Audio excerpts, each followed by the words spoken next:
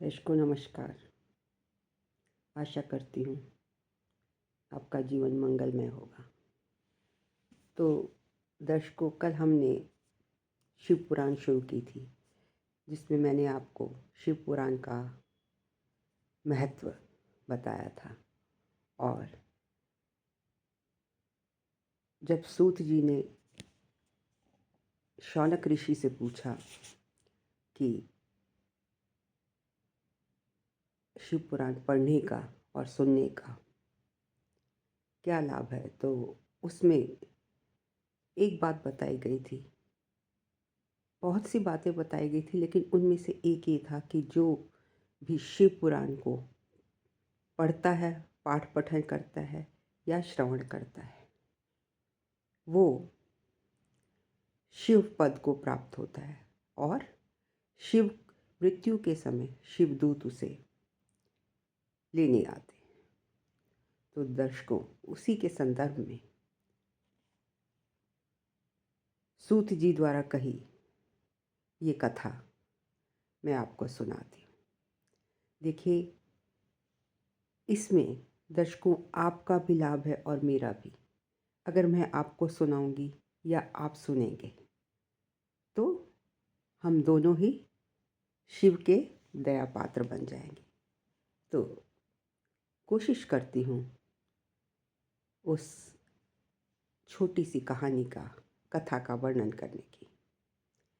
देखिए, बहुत सूत जी ने पूछा शौनक ऋषि से कि इस दुनिया में, इस संसार में जो मनुष्य पापी हैं, दुराचारी हैं, खल, काम, क्रोध आदि में निरंतर डूबे रहते हैं, तो क्या वो इस पुराण को पढ़ने से शुद्ध हो जाते हैं? तो इस संदर्भ में शौनक ऋषि एक कथा का वर्णन करते हैं जो इस प्रकार है। बहुत पहले की बात है, कहीं किरातों नगर में एक ब्राह्मण रहता था, जो ज्ञान में अति दुर्लभ, अति दुर्बल, दरिद्र और रस बेचने वाला तथा वैदिक धर्म से विमुख था।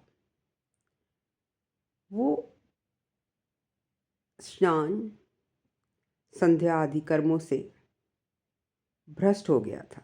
मतलब न समय पर स्नान करता था, न संध्या करता था, कुछ भी नहीं करता था और वैश्यावृत्ति में लीन था।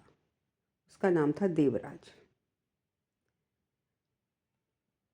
वह अपने ऊपर जो लोग उस पर विश्वास करते थे उनको ठगा करता था और ठगी से पैसा बनाता था।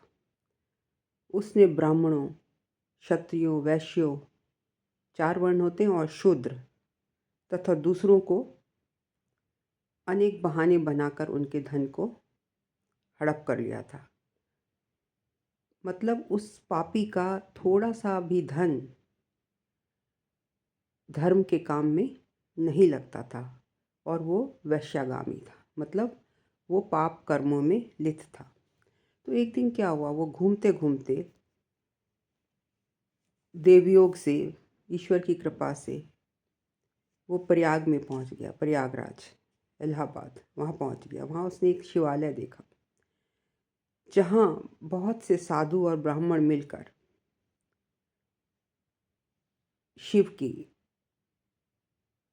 शिव पुराण की कथा कह रहे थे। तो उस ब्राह्मण को ज्वर आ गया और वो आगे ना जा पाया, और इस वजह से वो वहीं विश्राम करने के लिए लेट गया। उसके शरीर में बड़ी पीड़ा होने लगी। तो वहाँ पर एक ब्राह्मण देवता शिव पुराण की कथा सुना रहे थे। जो ज्वर में पड़ा हुआ ब्राह्मण देवराज, उस ब्राह्मण के मुखारविंद से निकली हुई उस शिव कथा को निरंतर सुन रहा था। देखिए, सिर्फ सुन ही रहा है, और वो भी अनजाने में। 1 महीने के बाद वो ज्वर से अत्यंत पीड़ी होकर, मतलब बुखार उसका ठीक नहीं हुआ और ज्वर से अत्यंत पीड़ित होकर चल बसा। तो यमराज के दूत आए और उसे पाशों में बांधकर बलपूर्वक यमपुरी ले गए। इतने में ही शिवलोक से भगवान शिव के पार्षद गण आ गए। उन्हें पता लग गया कि अरे, इसने तो शिव पुराण का पाठ किया है और इसको तो एज पर इसके इस शुभ कार्य की वजह से शिव पद की प्राप्ति होनी है। तो उन्होंने क्या किया, जो यमराज के दूत थे उनको डरा धमकाकर देवराज को उनके चंगुल से छुड़ा लिया और अत्यंत अद्भुत विमान पर उसको बैठाकर शिव के दूत कहाँ ले जाते हैं, कैलाश पर्वत पर कैलाशपुरी ले जाते हैं। और यमपुरी में तो बड़ा कोलाहल मच गया कि देखो, यहाँ पर उस व्यक्ति को लेकर आए थे और जिसका जो देवराज था, और उसे जो है शिव के दूत छीन कर ले गए हैं। ये सुनकर धर्मराज अपने भवन से बाहर आए और साक्षात दूसरे रुद्रों के समान प्रतीत होने वाले उन चारों दूतों को देखकर धर्मज्ञ धर्मराज उनका विधिपूर्वक उनका पूजन किया और ज्ञान दृष्टि से देखकर सारा वृतांत जान लिया। उन्होंने भय के कारण भगवान शिव के उन महात्मा दूतों, जो वो दूत लेकर आए थे, से कुछ नहीं पूछा, क्योंकि वो समझ गए कि ये जरूर इसने शिव पुराण का पाठ किया, इस वजह से शिवदूत इसको यहाँ लेकर आए हैं। और तत्पश्चात वो जो है वापस चले गए। उन सब की पूजा एवं प्रार्थना की और वहाँ पहुंचकर उन्होंने उस ब्राह्मण को दया सागर शाम शिव के हाथों में दे दिया। तो इस प्रकार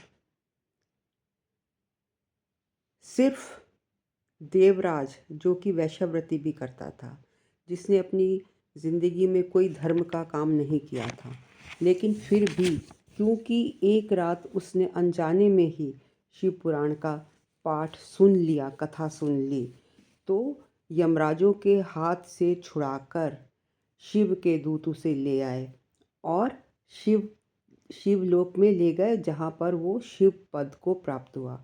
तो देखिए, इसकी इतनी महत्ता है, जिसको मैंने आज देवराज व्यक्ति के जिसके बुरे कर्म थे, वो देखिए उसका उद्धार किस प्रकार से हुआ। तो इसलिए अगर दिन प्रतिदिन हम शिव पुराण का पाठ करेंगे, उसके लिए 5-7 मिनट मैं भी दूं और आप भी दें, तो हो सकता है ईश्वर हमारा भी कल्याण कर दे। हम ईश्वर से ऐसी प्रार्थना करते हैं। ओम नमः शिवाय। दर्शकों, अगर आपको मेरा ये कथा